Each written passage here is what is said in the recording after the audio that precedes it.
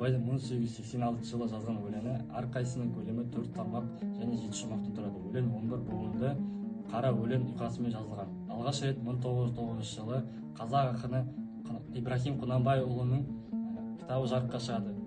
Кітап қазақ, орыс, қырғыз тілінде аударған. Абай алғаш рет жалқау кедейді сынау арқылы кедейліктің сырын ашады.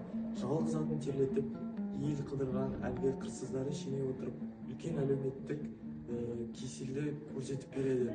Бүкіл қоғамға зардабын тигізетін зиянды құбылысты бар болмысымен әшкерелейді.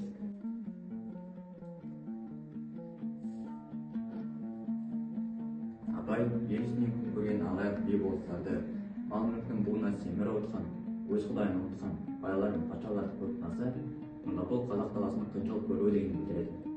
Абай өз өлеңдерінде елдің қадамын ата тұтпай отырған надан адамдарды бір қырынан көрсетіп кеткен болатын.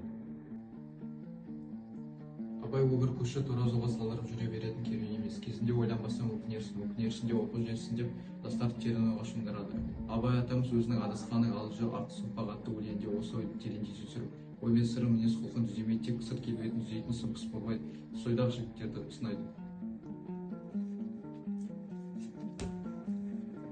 Абай өлең тілінде алғаш рет кедей қайдан шығады деген тақырыпты қозғайды да, оның басты себебі жалқаулық екенін дәлелдейді.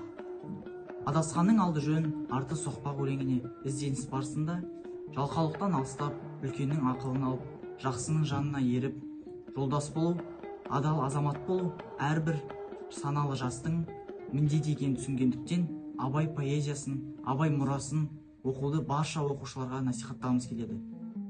Бүгінгі өз өміріңізге пайдалы рухани азғаларыңыз сөзсіз.